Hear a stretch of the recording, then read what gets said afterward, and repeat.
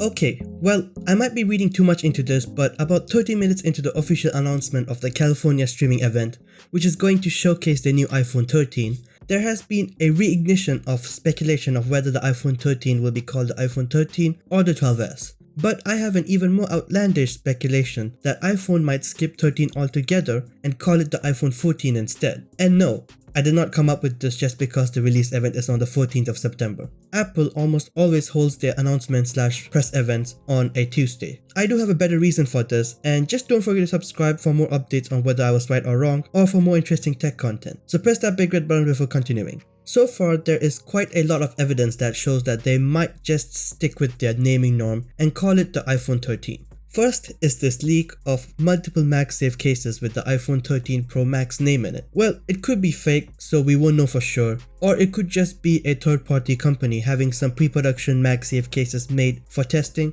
and just named the box iPhone 13 Pro Max because, well, what else could they name it? And well, someone took a pic of it and leaked it. So with that out of the way probably, let's get to Unlucky 13. Naming something 13 can be a bit of a superstitious nightmare marketing-wise, especially for something as popular as an iPhone, as there is a larger audience that frowns upon the number 13, so a larger effect. But Apple hasn't exactly always paid heed to these superstitions before and used 13 in their naming cluster for their chipsets and their operating system as in iOS updates, namely the A13 Bionic chipset and the iOS 13, and they haven't had any issues with naming stuff like this. Although, to be fair, these are minute ones that a lot of customers don't usually notice. Based on these things, it still shows that Apple is highly likely to prefer the naming order and just go with iPhone 13. I mean, it's not too much of a problem. You can't just focus everything on superstition.